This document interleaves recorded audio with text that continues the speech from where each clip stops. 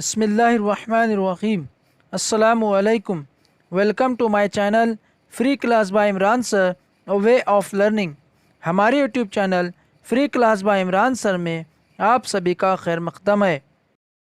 प्यारे बच्चों, आज हम जमात दहुम के साइंस और टेक्नोलॉजी हिस्सा अव्वल इस मजमून के सबक नंबर 2 जानदारों में हयाती अफ़ाल इस सबक के सवालात के जवाबात किस तरह लिखेंगे, इसके बारे में इस वीडियो में तफसीली मुताल्ला करेंगे।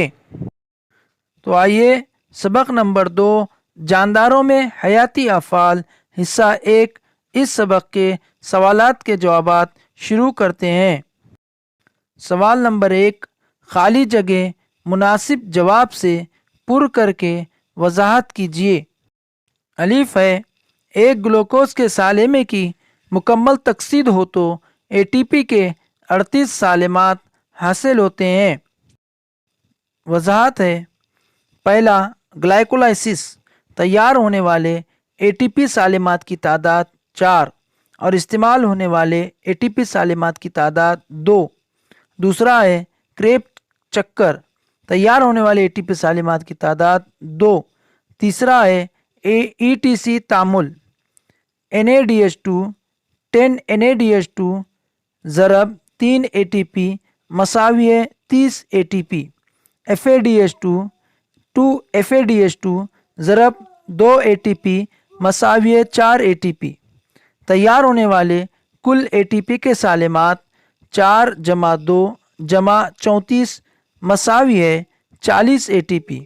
इस्तेमाल होने वाले ATP के सालेमात की कुल तादाद 2, इसलिए तैयार होने वाले ATP के सालेमात की कुल तादाद 38 ATP। बे है, शक्कर पाशीदगी के आखिरी मरहले में पायरुवेट के सालेमात हासिल होते हैं। वजाहत है, शक्कर पाशीदगी का अमल खलिये के खलिया माए में अंजाम पाता है। ग्लूकोज के एक सालेमे की धीमी रफ्तार से मरहलावार तजिया होने पर ATP, पायरुविक एसिड, NADH2 और पानी हर एक के 2 साले में तैयार होते हैं। इनमें पायरुविक एसिड या पायरुवेट आगे अंजाम दिए जाने वाले कीमियाई तामुलात में हिस्सा लेते हैं। जी में तकलील तकसीम हिस्सा A की इब्तिदा में पैचेटीन हालत में जीनियाती मिलाप होता है। वजाहत है, तकलील तकसीम हिस्सा 1 की इब्तिदाई हालत प्रोफेस में कुल 5 मरहले होते हैं, जो कि लिप्टोटीन, पैचेटीन, डिप्लोटीन, जाइगोटीन और डाइकाइनेसिस हैं। इनमें से पैचेटीन मरहले में हम तरकीब क्रोमोसोम के दरमियान मुबादला का अमल होता है। दाल है, मसावी तकसीम की दरमियानी हालत में तमाम क्रोमोसोम खलिये की इस्तवाई सतह पर एकसा फासले पर मुरतब हो जाते हैं। वजाहत है, खलिये की मसावी तकसीम में दरमियानी हालत वो हालत है जिसमें तकसीम होने वाले तमाम क्रोमोसोम खलिये की दरमियानी सतह पर मुतवाज़ी हालत में तरतीब पाते हैं। वो तकले नुमा रेशों के ज़रिए खलिये के मुखालिफ कुतबैन की जानिब खींचे जाते हैं। है, खलिये की खलवी झिल्ली की तैयारी के लिए फास्फोलिपिड के सालेमात की ज़रूरत होती है। वजाहत है, चर्बी हज़म होने पर चर्बीदार तेज़ाब और ग्लिसरॉल बनते हैं। चर्बीदार तेज़ाबों को फास्फोलिपिड में तब्दील किया जा सकता है। ये फास्फोलिपिड खलिये की प्लाज्मा झिल्ली की तश्कील के लिए बहुत ज़रूरी है। वाव है, वर्जिश के दौरान हमारे उज़लात गैर ऑक्सीजनी तनफ़ुस अंजाम देते हैं। वजाहत है, जब ऑक्सीजन का तनासुब घट जाता है तब खलियात गैर ऑक्सीजनी तनफ़ुस की तरफ माइल हो जाते हैं। वर्जिश करने के दौरान उज़लाती खलियात को काफ़ी ज़्यादा मकदार में ऑक्सीजन की ज़रूरत होती है। अगर इन खलियात को ऑक्सीजन की खातिर ख्वा मकदार मैसर ना हो तो वो वर्जिश के दौरान गैर ऑक्सीजनी तनफ़ुस अंजाम देने लगते हैं। सवाल नंबर 2, تعریف لکھیے۔ الف تغذیہ، جانداروں میں جسمانی نشوونما کے لیے جس طریقے سے غذائی اجزاء کو حاصل کر کے انہیں استعمال کیا جاتا ہے اس طریقے کو تغذیہ کہتے ہیں۔ بے ہے تغذیاتی مادے، کاربوہائیڈریٹ، پروٹین، روغنی مادے، وٹامین، معدنیات وغیرہ جیسے غذائی مادے جو ہماری غذا کے اہم حصے ہیں انہیں تغذیاتی مادے کہتے ہیں۔ جیم پروٹین، امینو ایسڈ کے کئی سالمات پیپٹائڈ بندش سے جڑ کر جو اکبر سالمہ بناتے ہیں اسے پروٹین کہتے ہیں۔ دال خلوی تنفس، خلیہ میں آکسیجن کی موجودگی یا غیر موجودگی سے گلوکوز اور دیگر غذائی مادوں کی تکسید ہونے کے عمل کو خلوی تنفس کہتے ہیں۔ ہے آکسیجنی تنفس، جو خلوی تنفس آکسیجن کی موجودگی میں انجام پاتا ہے اسے آکسیجنی تنفس کہتے ہیں۔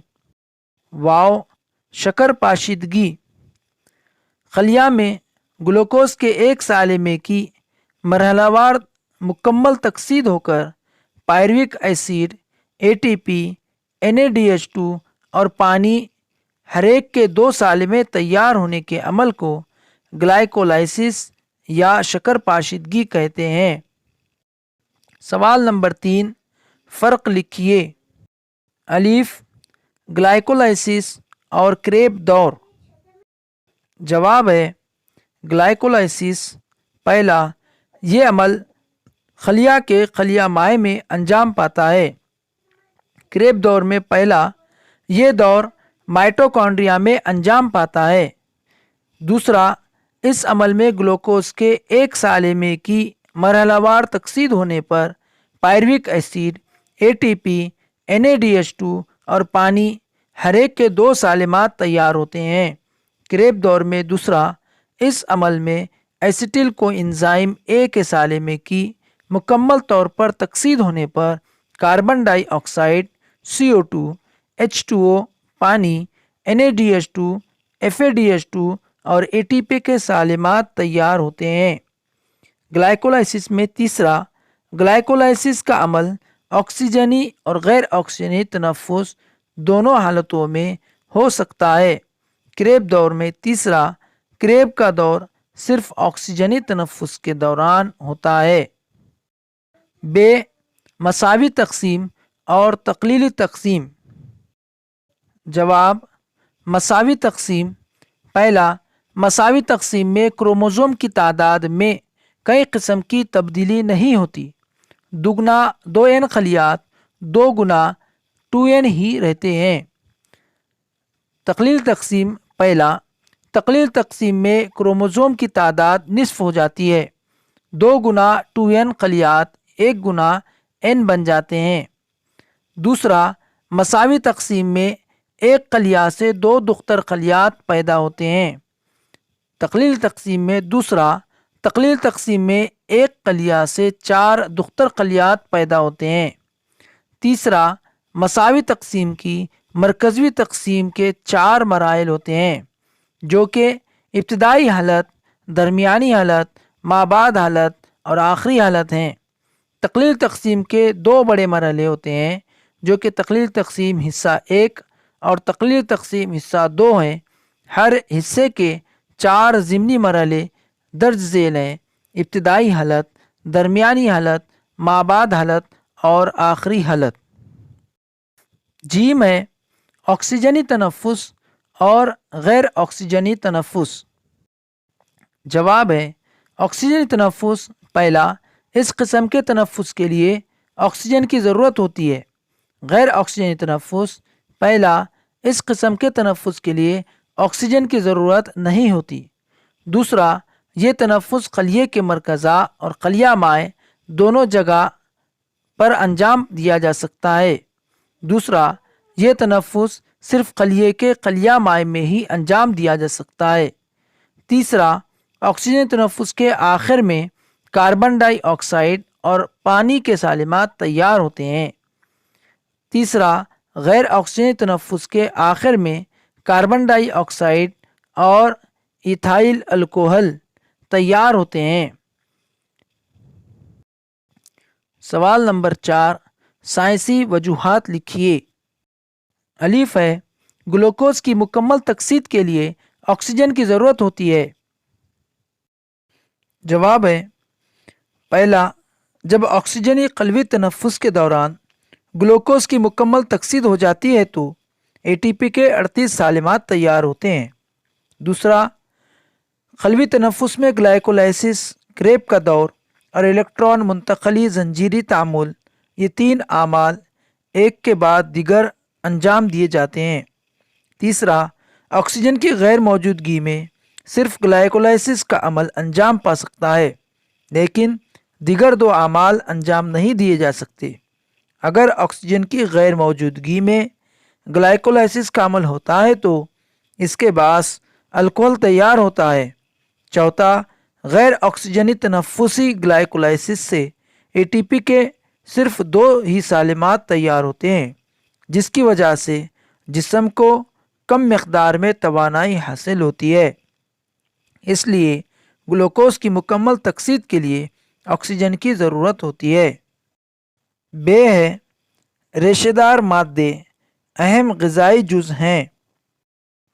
وضاحت، پہلا، جسم میں ریشے ہضم نہیں ہو سکتے۔ جسم میں پیدا ہونے والے دیگر فاضل مادوں کے ساتھ ان کا بھی اخراج کر دیا جاتا ہے۔ دوسرا، ریشوں سے بیکار مادوں کے اخراج میں مدد ملتی ہے۔ تیسرا، چند ریشے دوسرے غذائی مادوں کو ہضم کرنے میں مدد کرتے ہیں۔ چوتھا، سبز پتے والی سبزیاں، پھل، اناج وغیرہ اہم غذائی اجزاء ہیں جو ہمارے جسم کو تغذیاتی ریشے فراہم کرتے ہیں، اس لیے ریشے دار مادوں کا شمار اہم غذائی اجزاء میں ہوتا ہے۔ جیم ہے، جانداروں اور خلیے کی خصوصیات میں سے ایک اہم خاصیت قلوی تقسیم ہے۔ وضاحت اس طرح سے ہے، پہلا، تمام جانداروں کے لیے خلیاتی تقسیم بہت ضروری ہے۔ جسمانی نشوونما اور بالندگی خلیاتی تقسیم کی وجہ سے ممکن ہے۔ دوسرا، جھیج کی تلافی جسمانی ساخت اور بناوٹ کو خلیاتی تقسیم کی وجہ سے ہی قائم رکھا جاتا ہے، کیونکہ اس کی وجہ سے جسم کو نئے خلیات حاصل ہوتے ہیں۔ تیسرا، والدین کے تولیدی خلیات میں قلوی تقسیم کے باعث نو مولود کا جنم ہوتا ہے۔ چوتھا، غیر جنسی تولید میں مائٹوسس کے طریقے سے نئی انواع کا ظہور ہوتا ہے۔ پانچواں، جنسی تولید میں میوسس سے ایک گنا زواجوں کی تشکیل میں مدد ملتی ہے۔ یہ تمام افعال سے یہ ظاہر ہوتا ہے کہ خلیے کی تقسیم جانداروں کی اہم خصوصیت ہے۔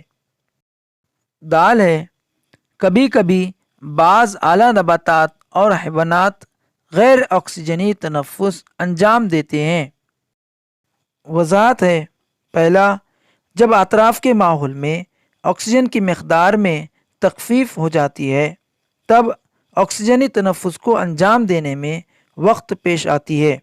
دوسرا، اس حالت میں اپنی بقا کو قائم رکھنے کے لیے اعلیٰ نباتات غیر آکسیجنی تنفس کی طرف مائل ہو جاتے ہیں۔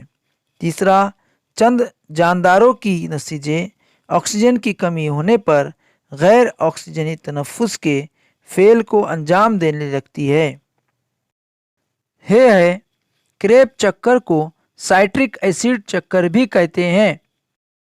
وضاحت ہے، پہلا، سر ہنس کریب نے یہ دور پیش کیا، اس لیے اسے کریب کا دور یا کریب کا چکر کہتے ہیں۔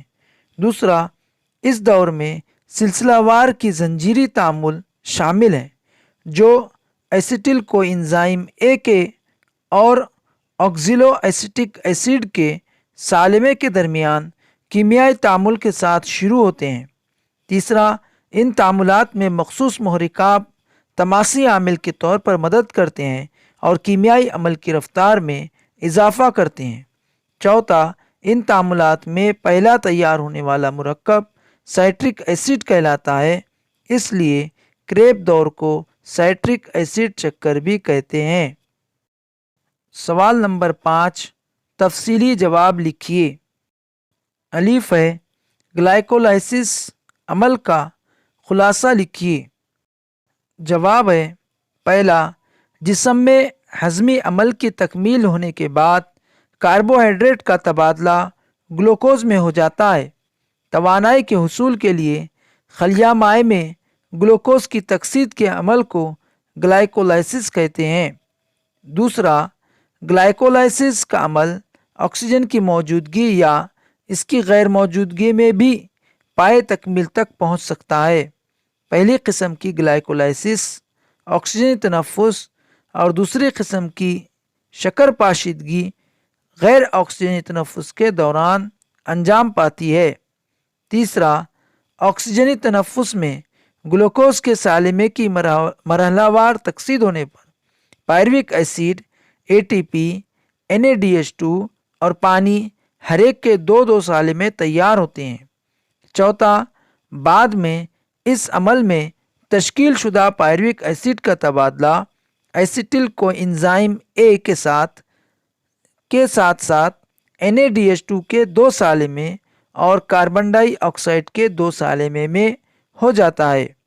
پانچواں، غیر آکسیجنی تنفس کے دوران گلائکولائسس کے ساتھ ساتھ عمل تخمیر بھی انجام پاتا ہے۔ گلوکوز کی اس نامکمل تکسید کی وجہ سے کم مقدار میں توانائی کا اخراج ہوتا ہے۔ چھٹا، گلائکولائسس تعامل کو گستاو ایمبیڈن، اوٹو میئر ہاف اور جیکب پارناس نے دریافت کیا تھا۔ ان تینوں کی یاد میں گلائکولائسس کو ایمبیڈن میئر ہاف پارناس پاتھ وے یا EMP پاتھ وے بھی کہا جاتا ہے۔ اپنی دریافت کے لیے انہوں نے عضلات پر کئی تجربات انجام دیے تھے۔ ب ہے، شکل کی مدد سے مساوی قلوی تقسیم کو تفصیل سے بیان کیجیے۔ جواب ہے، مساوی تقسیم کے 2 مرحلے ہیں، A، مرکزی کی تقسیم، B، خلیہ مائع کی تقسیم۔ مرکزی کی تقسیم 4 مرحلوں میں انجام پاتی ہے۔ یہ 4 مرحلے ابتدائی حالت، درمیانی حالت، مابعد حالت اور آخری حالت ہیں۔ A، مرکزی کی تقسیم، جس میں پہلا ہے ابتدائی حالت۔ اس حالت میں کروموزوم کے دھاگے میں سکڑنے کا عمل شروع ہوتا ہے۔ نازک دھاگے کروموزوم کے سکڑنے کی ابتدا ہوتی ہے، چھوٹے اور ٹھوس ہو کر جوڑی دار کرومیٹڈ نظر آنے لگتے ہیں۔ حیوانی خلیے میں مرکزک 2 گنا ہو کر خلیے کے مخالف قطب پر چلے جاتے ہیں۔ مرکزی جھلی اور مرکزیچہ اوجھل یا ختم ہونے لگتے ہیں۔ دوسرا، درمیانی حالت، کروموزوم کے سکڑنے کا عمل مکمل ہو جاتا ہے اور ہر کروموزوم اپنے جوڑی دار کرومیٹڈ کے ساتھ نظر آتے ہیں۔ کروموزوم خلیے کے درمیانی خط پر متوازی حالت میں ترتیب پاتے ہیں۔ دونوں مرکزک اور ہر کروموزوم کے مرکز پارے کے درمیان تکلے نما ریشے تیار ہوتے ہیں۔ مرکزی جھلی بھی مکمل طور پر غائب ہو جاتی ہے۔ تیسرا، مابعد حالت، تکلے نما ریشے کی مدد سے مرکز پاروں کی تقسیم ہوتی ہے۔ 2 کرومیٹڈ کی جوڑی تیار ہوتی ہے۔ تکلے نما ریشے کروموزوم کو درمیانی خط سے قطب کی جانب کھینچتے ہیں۔ قطب کی جانب کھینچتے ہوئے کروموزوم کیلے کے گچھے کی طرح نظر آتے ہیں۔ مابعد کی آخری حالت میں کروموزوم کا ایک سیٹ قطب پر پہنچ جاتا ہے۔ چوتھا، آخری حالت، ٹیلوفیس پروفیس میں ہونے والے وقوع کا معکوس عمل ہے۔ سکڑے ہوئے کروموزوم دوبارہ سکڑاؤ سے آزاد ہونے لگتے ہیں۔ وہ دوبارہ نازک دھاگا نما شکل اختیار کر لیتے ہیں۔ مرکزی جھلی اور مرکزیچے دوبارہ ظاہر ہوتے ہیں۔ تکلے نما ریشے مکمل غائب ہو جاتے ہیں۔ خلیہ ایسا نظر آتا ہے مانو اس کے ایک خلیہ مائع میں 2 مرکزیں ہوں گے۔ B، خلیہ مائع کی تقسیم، حیوانی خلیے میں خلیے کے استوائی حصے میں ایک انقباض تیار ہوتا ہے جو آہستہ آہستہ اندرونی جانب بڑھتا ہے اور بعد میں خلیہ مائع دو حصوں میں تقسیم ہو جاتا ہے اور دو نئے خلیات تیار ہوتے ہیں۔ نباتی خلیہ میں انقباض تیار نہ ہو کر خلیہ مائع کے درمیان میں ایک خلیہ تختی تیار ہوتی ہے اور پھر خلیہ مائع کی تقسیم ہوتی ہے۔ دال ہے جسم کی نشوونما اور پرورش کے لیے تمام حیاتی افعال اپنا کردار کس طرح ادا کرتے ہیں؟ جواب ہے پہلا، جانداروں کے جسم میں مختلف نظام ایک دوسرے کے ساتھ ہم آہنگی سے اپنے افعال انجام دیتے ہیں۔ انسانی جسم میں توازن و اعتدال رکھنے کا رجحان اعلیٰ درجے کا ہوتا ہے۔ دوسرا، انہضامی نظام، تنفسی نظام، دوران خون کا نظام، استخراجی نظام، عصبی نظام جسم کے تمام بیرونی اور اندرونی اعضاء آزادانہ طور پر لیکن ایک دوسرے کے ساتھ ہم آہنگی برقرار رکھتے ہوئے اپنے افعال انجام دیتے ہیں۔ تیسرا، دل کی پمپنگ کی وجہ سے دوران خون کے ساتھ تمام ہضم اور جذب شدہ غذائی اجزاء کو جسم کے تمام خلیات تک ارسال کیا جاتا ہے۔ بیک وقت پھیپھڑوں میں گیسوں کے تبادلے کی دوران جذب ہونے والی آکسیجن کو خون کے سرخ ذرات کے ذریعے جسم کے ہر خلیے تک پہنچایا جاتا ہے۔ چوتھا، ہر خلیے میں مائٹوکونڈریا غذائی اجزاء کی تکسید کر کے ان تمام افعال کو روا رکھنے کے لیے توانائی پیدا کرتے ہیں۔ پانچواں، جسم کے تمام افعال پر قابو رکھنے کی ذمہ داری عصبی نظام پر ہوتی ہے۔ اس کی وجہ سے ایک جاندار کی زندگی برقرار رہتی ہے اور اس کے جسم کی نشوونما اور پرورش ہوتی ہے۔ دال ہے کریب چکر کی وضاحت کیجیے۔ جواب ہے پہلا، سر ہینس کریب نے اس چکر کو پیش کیا تھا، اس لیے اس چکر کو کریب چکر کہا جاتا ہے۔ اسے ٹرائی کاربو آکزیلک ایسڈ چکر یا سائٹرک ایسڈ چکر بھی کہا جاتا ہے۔ دوسرا، ایسیٹل کو انزائم اے کا سالمہ خلیہ مائع میں موجود مائٹوکونڈریا میں داخل ہوتا ہے۔ تیسرا، وہاں کریب چکر میں وقوع پذیر ہونے والے کیمیائی تعاملات میں حصہ لیتے ہیں۔ چوتھا، ان تعاملات میں ایسیٹل کو انزائم کے سالمات میں موجود ایسیٹل کے حصے کی مکمل تکسید ہو جاتی ہے۔ پانچواں، اس کے باعث کاربن ڈائی آکسائڈ، پانی، NaDH2 اور ATP کے سالمات حاصل ہوتے ہیں۔ کریب چکر کی شکل یہاں پر بتائی گئی ہے۔ کریب چکر کا مکمل دور یہاں پر دکھایا گیا ہے۔